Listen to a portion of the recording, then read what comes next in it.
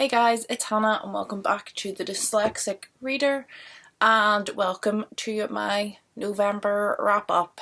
I haven't been feeling well. I'm very sore this past week or so, so I haven't really been doing a lot of reading, but I wanted to get this video done for you guys because really if it's not done in the next couple of days I don't think there's much point in doing it at all. So I'm just quickly going to fly through the books that I read in November and what I thought about them.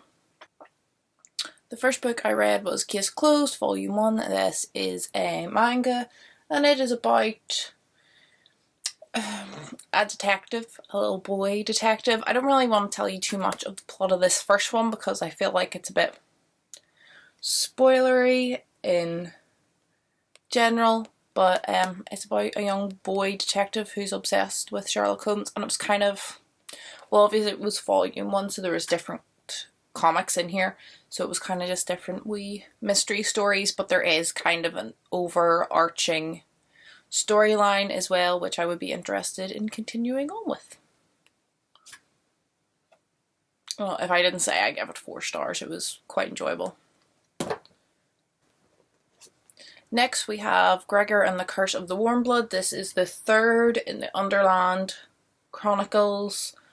I'm really enjoying this series. I'm kind of reading a bookish a month, although I've said that with other series and I haven't picked up books in a month, but I think I am going to try and finish this by the end of the year. I'm already like a good chunk of the way through the 4th one. It's just a middle grade series by Suzanne Collins, who wrote The Hunger Games, and it's about Gregor, who is a normal boy, and he discovers the Underland, which is underground, and there's humans, but they're a bit different, and there's giant bats and giant cockroaches, and there's all politics within that and stuff, and he finds out like his place in the world, and it's just a good time. So I gave this 4 stars as well. I then read Tin by Padraig Kenny. And if you watched my library haul I done like a week or so ago, I got this from the library and I was so excited to read this. Wasn't good. I gave it a 2 star. I felt like we kind of jumped into the story halfway. There wasn't enough explanation of the world, but at the same time it was long-winded and I'm not quite sure how that happens. I'm not sure, like I felt like everything was over-explained, but at the same time there was so much didn't make sense just about the world and the setting and stuff, and the story wasn't really particularly exciting for me, so that's why it only got a 2 star. I also reread Rebecca by Daphne du Maurier. This is one of my favourite books of all time, so I gave it a 5 star. This was a reread for me, and it is about a young girl who is a companion. It's set probably in like the 20s, I'm going to say. So she's a companion of this woman in Monte Carlo, and she meets this man, Max de Winter, and they have kind of a whirlwind romance, and she marries him and they go back to his stately home in England, Manderley. But there's a whole history with Rebecca, his ex-wife, and how all the staff are connected, and she's just this young girl from a poor background. What does she know about running a stately home? And he's a bit, something weird's going on with him and stuff. It's kind of like the mystery behind that, and it's just classic du Maurier writing. It's just beautiful and eerie and atmospheric, and it's a slow read. It takes me a while to read it. Also, this edition is only like 500 pages, but you can't even see on that, and I can't do it one-handed because I have a mug. But the text is tiny, and it's like one of those ones that you really have to just absorb yourself in, but it is so gripping, and like you really can just close your eyes and you're like in the world. Her writing is fantastic, and this is one of my favourites. I think Rebecca and My Cousin Rachel are my 2 du Maurier favourites, although I haven't read all her work yet, but out of what I've read, I would recommend them to anybody to give them a go. I then read, I'll put a picture in because I don't have the book, The Family Romanov, Murder, Rebellion and the Fall of Imperial Russia, and it is what it says it is. It is a history of Russia, a history of the Romanov family, but kind of more focusing on the fall of Imperial Russia, which is, I think the main part of the book runs from about 1897 through to the kind of 20s of the fall of the Romanovs, and through kind of briefly goes over that whole Lenin's coming into Stalin period as well, which I know a little bit. I'm not going to claim to be an expert on Russian history. It is an area that I am interested in and have read a couple of books on. But I would say this one was very good for an entryway. Like, I knew some of the stuff that was in it, but it was good to hear it read out again in a timeline. There was a bit more detail to some stuff that I hadn't heard before, and there was a lot of stuff in it that I hadn't heard before.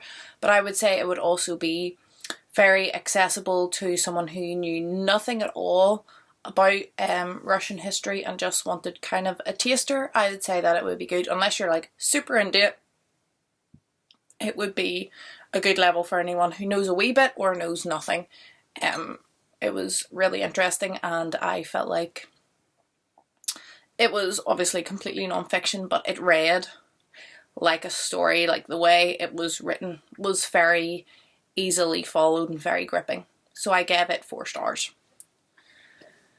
And the last book I read was The Extraordinary Colours of Auden Dare, and I loved this book. I've actually placed the other book by Scylla Bethel, not sure, on hold at the library, and I'm going to get it out because I just love this so much. Auden Dare is our main character. It's set in the not so distant future where the world is at war over water. There is no clean water, but the government can, it's set in England, the government can take the salt water from the sea and purify it so that it's drinkable, but then all the water you have to get from the government, and they decide how much everyone should get, and you're under like rations for water. But then there's obviously landlocked countries who can't do that, and that's what the war's over. Should, like, Britain wants to help them and give them water, but there's other countries who say, no, we're not going to share our water, and that's kind of what the war is over. And Auden's father is away fighting at the war. Him and his mum are struggling financially, and we learn right at the start of the book that his uncle, who was a professor at Cambridge, had died 7 months prior and left them everything. So they go to live in their uncle's house in Cambridge so that they won't have to pay like rent and stuff anymore. And when Auden gets there, kind of a mystery unfolds. It's called The Extraordinary Colours of Auden Dare because Auden is colour blind, but like not, like, I have a colourblind uncle and it's just reds and greens he mixes up. Red and green look the same to him, but Auden just sees everything in black and white. It's all explained in the book. There's a name for it, like the actual condition. I think this would be a great book to read in the class to children to kind of understand colour blindness, and how, like, if you go, oh, can you pass me that blue cup, like, if someone's colourblind, like, they don't know what that is, and just kind of approaching that topic. So I think it would be a good one for children just purely for that alone. But like, the mystery of this was so good, the characters were so good, I fell in love with it. Just the idea, the way that it approached this whole water with war and how people help other people, and then how the end of it, how it all came in, was just, it was so good.